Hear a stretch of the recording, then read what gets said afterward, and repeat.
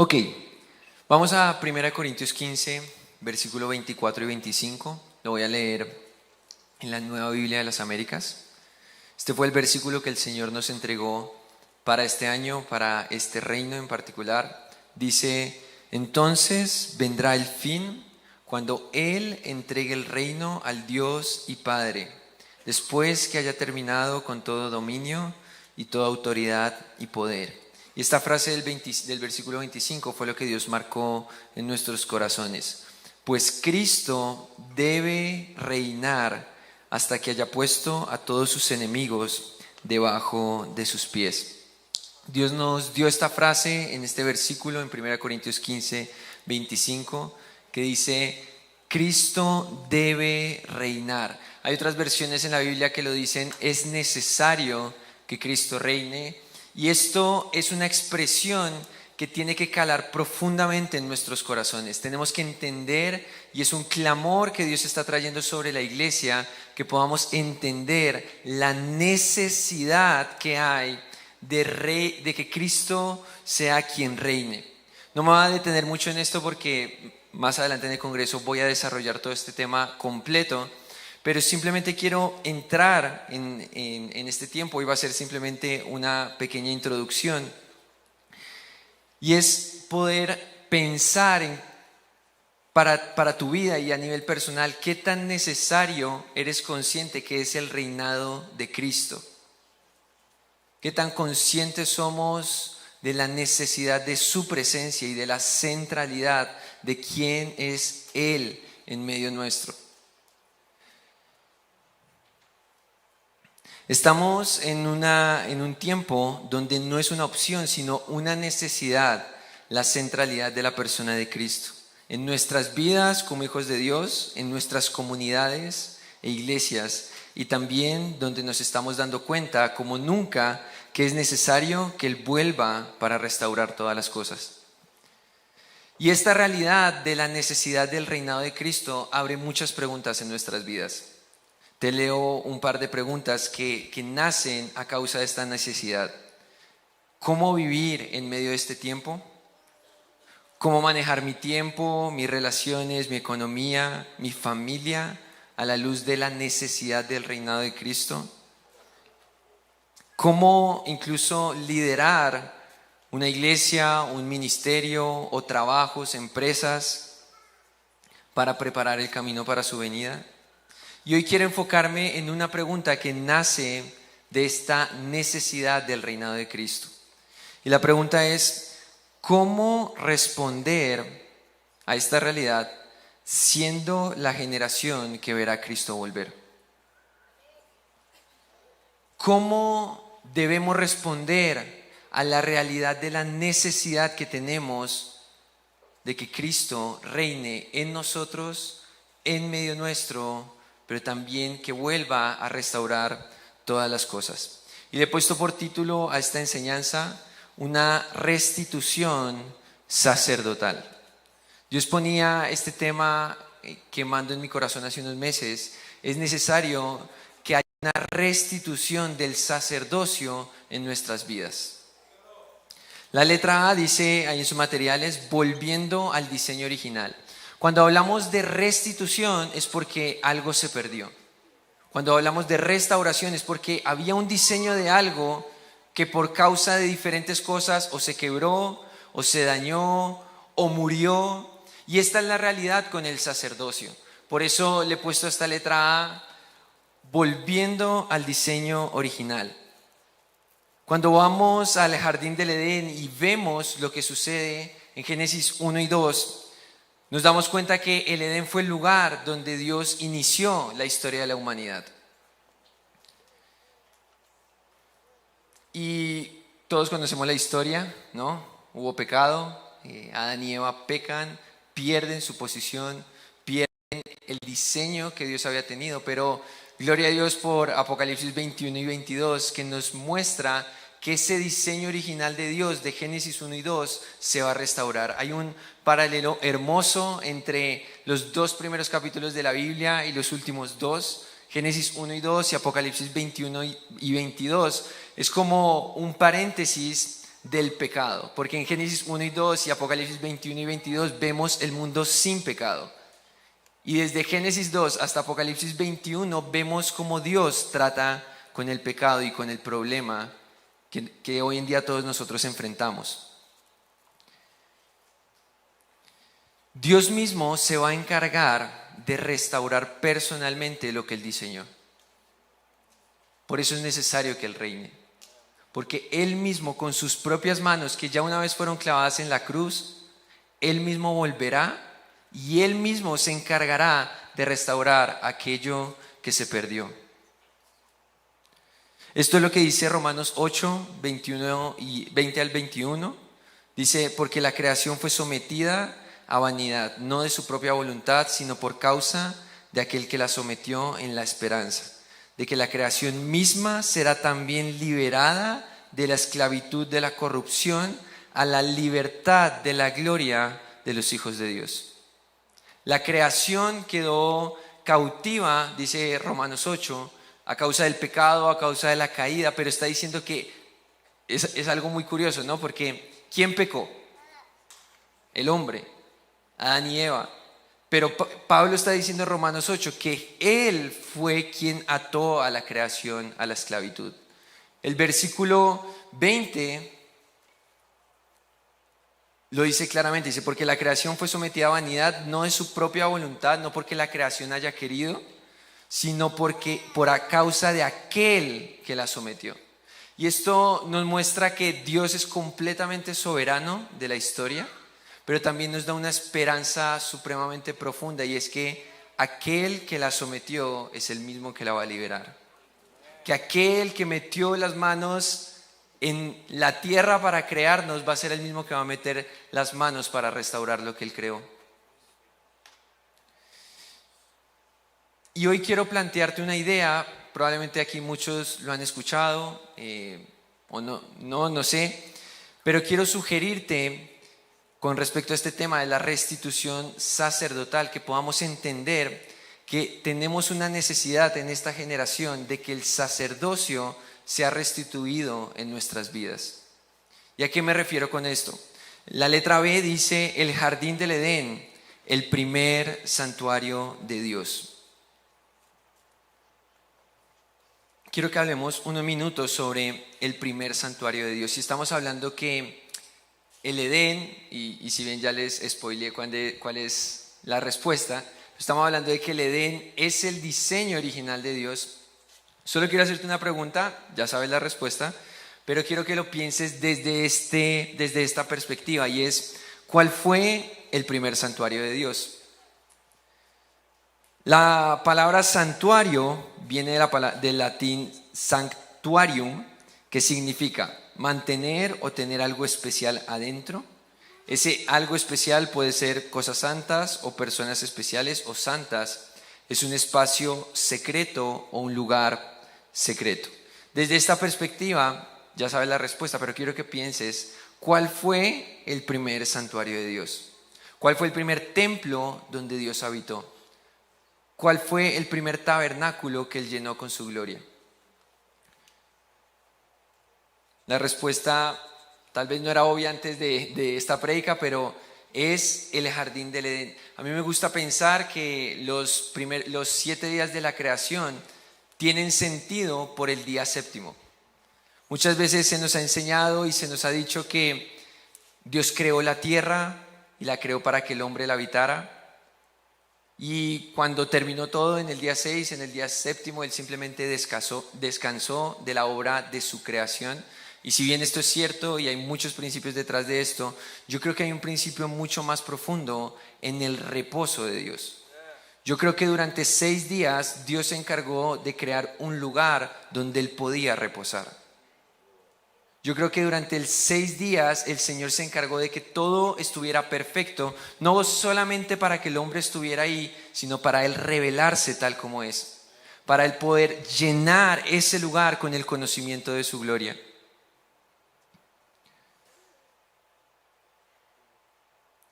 Me gusta este concepto. Dios descansó porque había creado un lugar para descansar.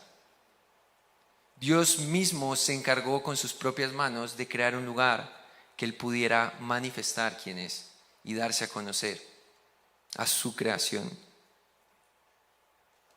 Es como una persona que construye su casa. No construye su casa para que simplemente hayan muebles o una mascota o una cama o una nevera, sino yo construyo la casa para poder habitarla y llenarla con mi familia. Y Dios hizo lo mismo en el jardín del Edén. Él creó el planeta y específicamente nos dice que creó el jardín del Edén, un espacio físico delimitado por características que la Biblia nos cuenta, por ríos, por ciertas especificaciones geográficas de ese primer jardín. Y Él diseñó ese lugar para manifestarse. Yo quiero ponerte algo, hoy como les digo es solo una introducción y no me voy a detener en cada punto, para eso les dejé el material.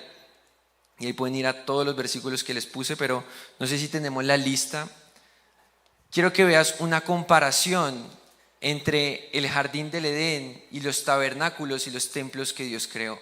No es solamente el concepto de que Dios descansó el séptimo día, sino que todos los detalles que Génesis 1 y 2 nos cuentan sobre el Edén nos dan evidencia de que Dios estaba pensando en un santuario. Nos dan evidencia de que Dios estaba pensando en un tabernáculo en el cual habitar. Dice, Dios caminó en ambos, o sea, en el Edén y en el templo y en el tabernáculo, representando su presencia única. La estructura de ambos es triple, con una entrada orientada al oriente. También dice, ambos están situados en una montaña, esto es muy interesante. Y ambos están custodiados por querubines. La Biblia también cuenta que ríos fluyen tanto del Edén, eso es lo que cuenta Génesis 2, como tanto el templo escatológico que Ezequiel cuenta del 40 al 48, también dice que del templo fluyen ríos que dan vida a la tierra. Ambos se usan, en el Edén y en los templos se usan piedras y materiales preciosos en su creación. Los árboles llenaban el jardín. Sabemos que habían árboles, estaba particularmente el árbol de la vida, el árbol del conocimiento, del bien y del mal. Y también en los templos las decoraciones arbóreas adornaban el templo. Y bueno, podríamos seguir, ahí yo les dejé el material, hay muchos más puntos, pero la Biblia es una evidencia de que el jardín del Edén fue pensado por Dios como un templo. Y a esto es a lo que estoy haciendo referencia en esta introducción de necesitamos restituir algo que se perdió. ¿Y qué fue lo que se perdió? El diseño original de Dios. Y Dios ha decidido meternos en este proceso y hacernos parte de esta restitución. Y no solo es impactante ver el jardín del Edén con un paralelo del templo, sino, y es aquí donde me voy a enfocar, y es ¿cuál fue el rol de Adán y Eva en el jardín y cuál fue el rol de los sacerdotes en el templo? Génesis 2:15 dice, el Señor Dios tomó al hombre y lo puso en el huerto del Edén para que ¿qué dice? Lo cultivara y volvámoslo a leer. El Señor Dios tomó al hombre y lo puso en el huerto del Edén para que lo cultivara y lo cuidara. Esto nos habla de cuál es el rol del hombre. Muchas veces se ha discutido de cuál es el propósito del hombre, Dios para qué creó al ser humano y hay muchas posturas y hay muchas que son verdad, pero yo quiero aferrarme a este versículo para entender qué fue lo que Dios pensó al plantar al hombre en el jardín del Edén. Y esto nos dice dos cosas. Dios tenía un plan para el hombre y es que cuidara, que cultivara y que cuidara el jardín que Dios creó. Estas dos palabras, cultivar en hebreo es la palabra abad y guardar es la palabra shamar.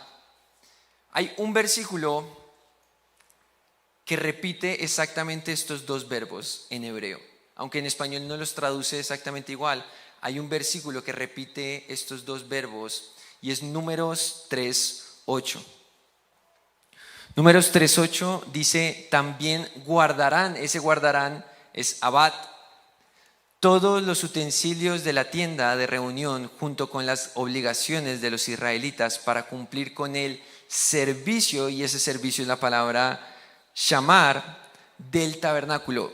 Números 3 habla de todos los roles del sacerdote en el tabernáculo de Dios. Y es muy interesante que las dos funciones que Dios le dio a Adán en el Edén son las dos funciones que Dios les da a los sacerdotes en el tabernáculo. Y lo que Dios está queriéndonos decir a gritos es que Dios creó al hombre para que sea un sacerdote de su presencia. Por eso es necesaria una restitución sacerdotal. Porque en el momento en que Adán y Eva pecan, fallaron con la asignación que Dios les había dado. Y el sacerdocio que él había creado desde el jardín del Edén se quebró. No sé si tú lo has pensado, pero es muy interesante que el sacerdocio existió antes del pecado. Muchas veces tenemos esta imagen del sacerdote como quien va y presenta los sacrificios a causa del pecado. Tenemos esta imagen del sacerdote como quien representa al pueblo de Dios delante de Dios, pero Adán no tenía ningún pueblo que representar. Adán no tenía ningún pecado que cubrir. ¿Y qué es lo que nos está hablando esto? Es que el diseño original del sacerdocio, según Dios, no está centrado en el hombre, está centrado en su presencia. Dios creó al hombre y lo puso como sacerdote en el Edén porque quería que el hombre se encargara de administrar la presencia de Dios en su creación. Por eso, y vuelvo a repetir, es necesaria una restitución sacerdotal en esta generación. Hoy estamos en una generación donde estamos ocupados en tantas cosas, con agendas llenas, con programas llenos, ocupados en tantas cosas, tal vez tratando de resolver problemas, pecados, situaciones.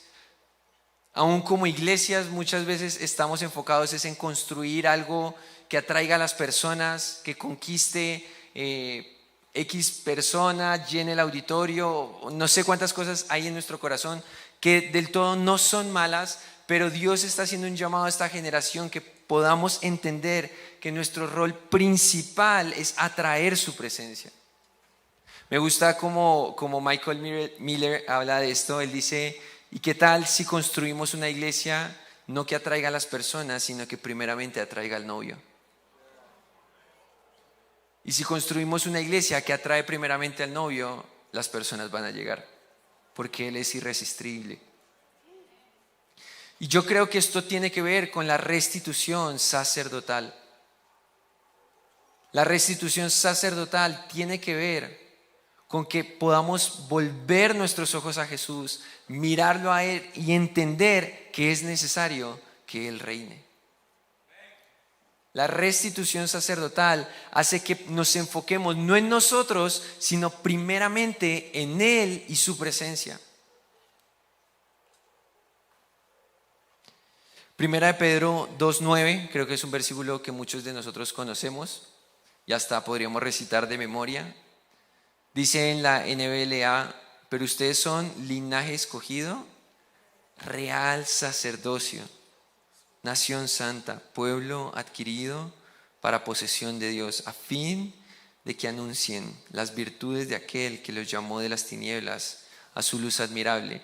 Esto no es solamente una realidad del Edén, sino que Dios se encarga de afirmarnos en el Nuevo Testamento que su asignación sigue siendo la misma para nosotros.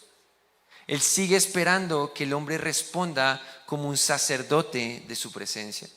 Él sigue mirando la tierra a ver quién tiene un corazón perfecto para con Él, a fin de manifestar su favor sobre esa generación, sobre ese tiempo, sobre ese pueblo, sobre esa congregación que está interesada en cautivar por sobre todas las cosas su corazón.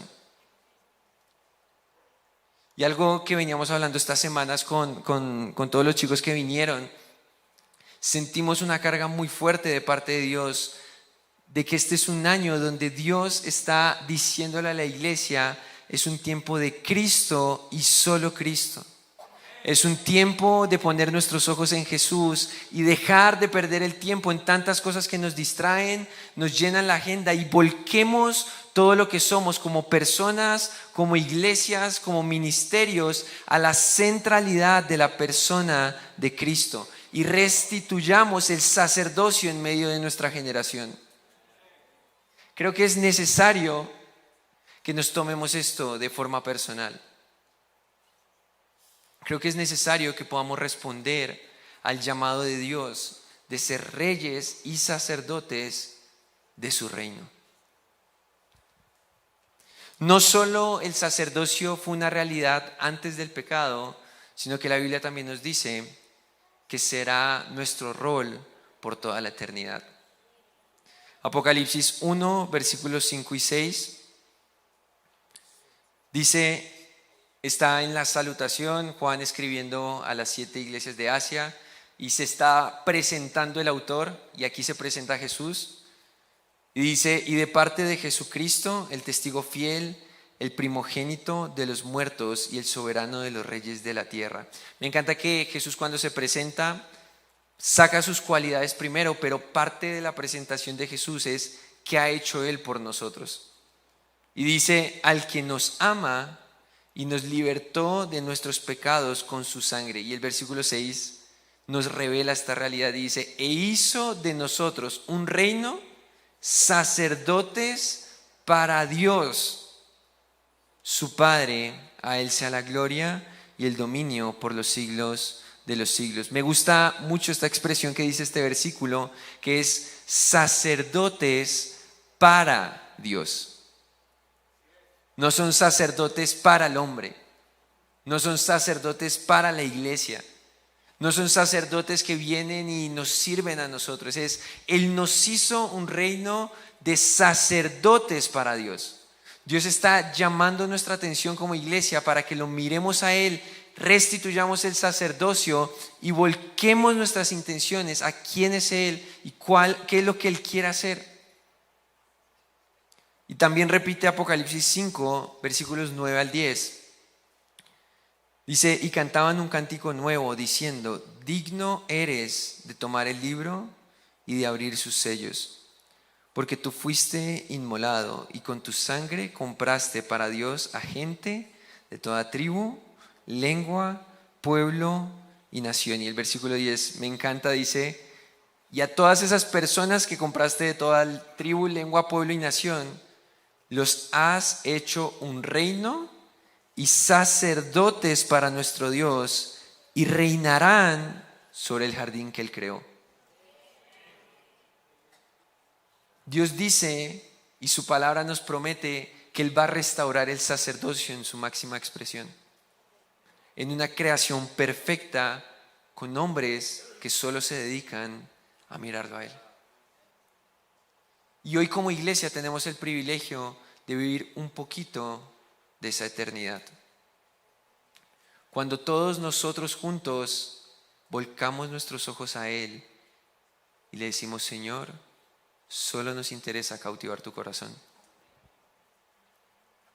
No nos interesa nada más sino cautivar tu corazón, tocar quién tú eres y que seas atraído en este lugar. Dios está levantando una generación que crea lugares donde Él pueda reposar. Ayer Maxi nos hablaba de este versículo, ¿no? El Hijo del Hombre no tiene donde reposar su cabeza. Y nos hablaba de que Jesús está en una búsqueda de mirar dónde hay una almohada donde Él puede descansar. Dónde hay un lugar donde Él puede hacer lo que hizo el día 7 de la creación. Dónde hay un lugar donde Él pueda manifestar quién es. No sé si el equipo puede pasar. Necesitamos una restitución sacerdotal. Y yo creo firmemente que si estos días abres tu corazón a lo que Dios quiere soltar, Dios va a restituir el sacerdocio en tu casa, en tu vida personal, en tu corazón, en tu familia, en tu iglesia, en tu ministerio. Y es necesario que abramos nuestro corazón en este tiempo para que Él tome el lugar de honor que le corresponde en medio de nosotros, porque es necesario que Él reine. Y sentía hace como 2-3 semanas, tuve una impresión de parte de Dios de este primer momento de cómo íbamos a arrancar el Congreso. Esto simplemente es un abrebocas, un principio de lo que vamos a estar hablando todos estos días, pero tenía una imagen donde, primero le pongo un poquito en contexto. Dios ha depositado una carga muy fuerte en mi corazón por la iglesia en Colombia. Sé que aquí hay personas de otros países y quiero que lo que le voy a contar lo abrace para su nación. Dios ha depositado una carga muy fuerte por Colombia en mi corazón. Y hay un clamor en mi corazón, y es que como iglesia podamos poner nuestros ojos en Él y dejemos de mirarnos a nosotros. Y creo que en Colombia es necesaria una restitución sacerdotal, porque estamos tan enredados en tantas cosas. Vivimos tan ocupados, tan llenos de agenda. Y hace 2-3 semanas tuve una impresión de parte de Dios de que todos juntos como iglesia debíamos unirnos en intercesión por un clamor de una restitución sacerdotal, no solo a nivel personal, sino a nivel eclesial. Por eso yo quiero animarlos a que se pongan de pie y quiero pedirle algo, no sé si para usted sea cómodo o no, pero quiero que nos unamos, quiero que agarre la mano de la persona que usted tiene al lado y vamos a tener unos minutos de intercesión, unos minutos de clamor como una sola iglesia, como un solo reino, porque Él es digno. Me encanta Apocalipsis 5, 9 y 10. Él es digno, y porque Él es digno, Él ha creado de nosotros un reino de sacerdotes para Dios y reinaremos en la tierra. Y ahí con la persona que tiene al lado, yo le invito a que cierre sus ojos y empiece a orar. Y siento que también debemos iniciar, Dios traía el Daniel 9 hace 2 semanas a mi corazón, cuando Daniel se quebranta en ayuno y oración en nombre de su nación. Y lo que Daniel empieza a clamar es una restitución sacerdotal. Él empieza a clamar: Señor, perdón porque nos distrajimos en otras cosas y queremos volver a la centralidad de tu presencia y tu persona. Y hoy siento que como iglesia de Colombia y también de las naciones que están aquí representadas, podamos primero iniciar pidiendo perdón. Pidiendo perdón por todas las veces que como iglesia Él no fue el centro. Pidamos perdón por todas las veces que como iglesia hemos fallado en nuestra asignación sacerdotal. Y vamos, yo te invito a que puedas abrir tu boca y empieces a apropiarte de la nación que Dios te ha puesto. Y empecemos a levantar una intercesión en este lugar, pidiendo perdón primeramente por habernos enfocado en tantas cosas menos en Él. Jesús, hoy nos unimos como iglesia y te decimos perdón. Perdona a nuestra nación, perdona a todas las naciones de Latinoamérica que han perdido el foco de tu centralidad y de tu corazón, Jesús. Jesús, hoy nos unimos como un solo reino, como un solo cuerpo, para clamar: restituye lo que tú creaste desde el comienzo. Restituye lo que ha sido perdido. Restituye el sacerdocio en medio de nuestra generación. Hoy queremos responder a esta realidad de que nos has hecho reyes y sacerdotes para ti, Jesús. Y esta realidad va mucho más allá del pecado. Esta realidad va mucho más allá de nuestros gustos personales. Este es tu diseño, es tu asignación para nosotros, es tu diseño, es tu corazón, Jesús. Y ahora empecemos a clamar todos juntos: restituye el sacerdocio en esta generación. Restituye el sacerdocio en esta generación. En estos 3 días, restituye el sacerdocio en medio nuestro. Hoy nos disponemos como reyes y sacerdotes para pararnos a la brecha e interceder por tus planes, por tus propósitos. Y si tú nos has constituido como un real sacerdocio, como una nación santa, hoy queremos vivir de acuerdo a nuestra identidad.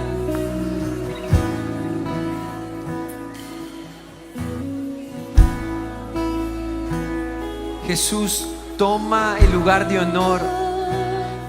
Toma el lugar, porque tú eres digno. Eres el único digno, Jesús, de nuestra atención, de nuestros ojos. Jesús, eres tú.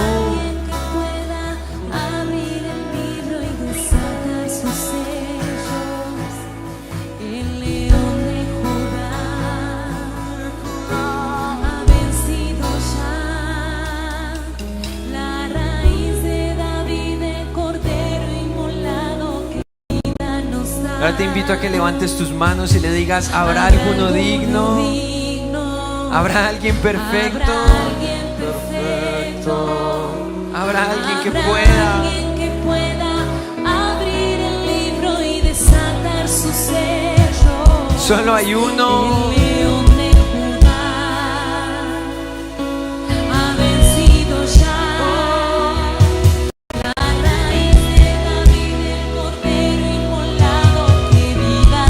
Vamos, dile una vez más: ¿habrá alguno digno? Habrá alguno digno, habrá alguien perfecto, habrá alguien que pueda abrir el libro y desatar sus sellos. El león de Judá. El león de Judá ha vencido ya.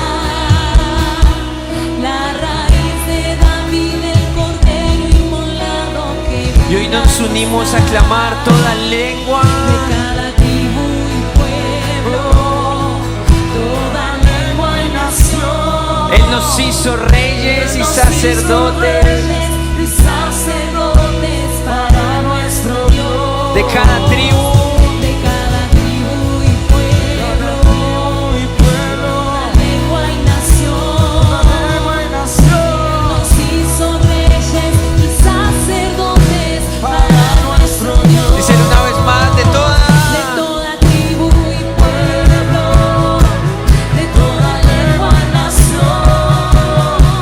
Él nos hizo reyes y sacerdotes para nuestro Dios. Díselo una vez más: de toda.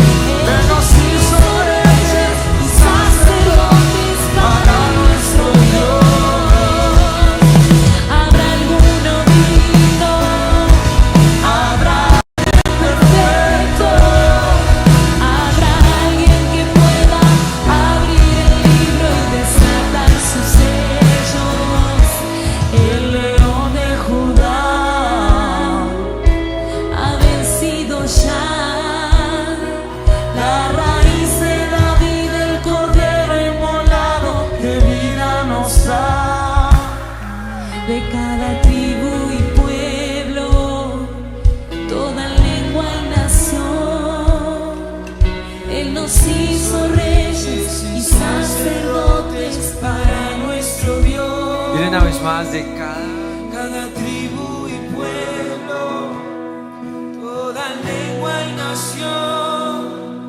Él nos hizo reyes y sacerdotes para nuestro Dios.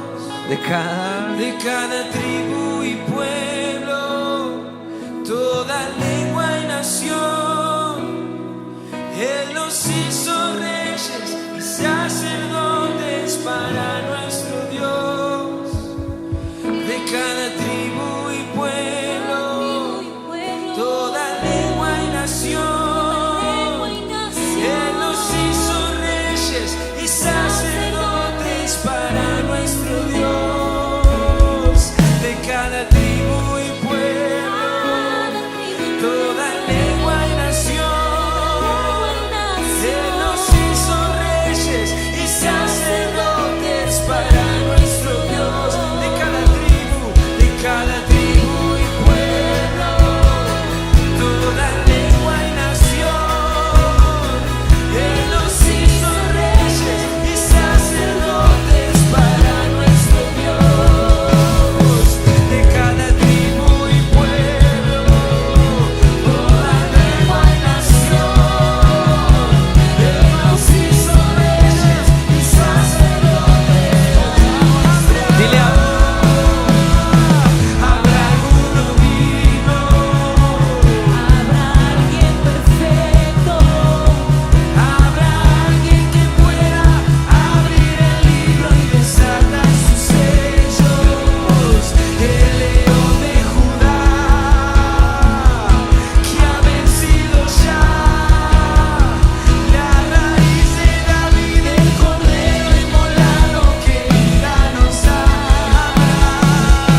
Habrá alguno digno, habrá alguien perfecto, habrá alguien que pueda abrir el libro y desatar sus sellos. El león de Judá, que ha vencido ya, la raíz de David, el cordero inmolado que vida nos da. díselo una vez más, de cada tribu y pueblo, toda lengua y nación. buena nación. Él nos hizo. Él nos hizo reyes y sacerdotes. De toda lengua y nación.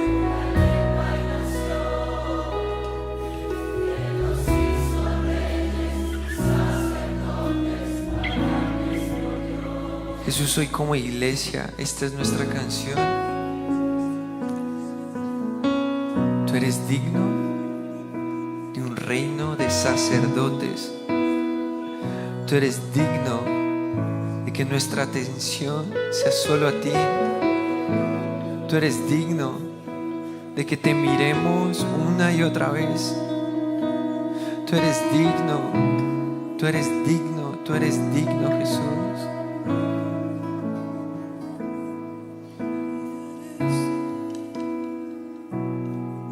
eres digno, bendición, toda gloria y honra. Y eres digno,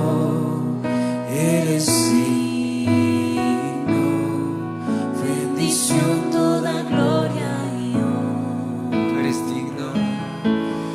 Eres digno, Eres digno, bendición, toda gloria y honra.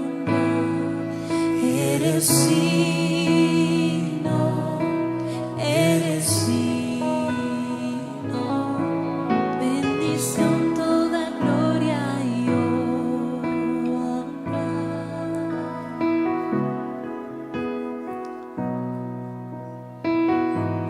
Jesús, restituye el sacerdocio en tu iglesia. Que podamos entender la necesidad de que tú reines, de que tomes tu lugar.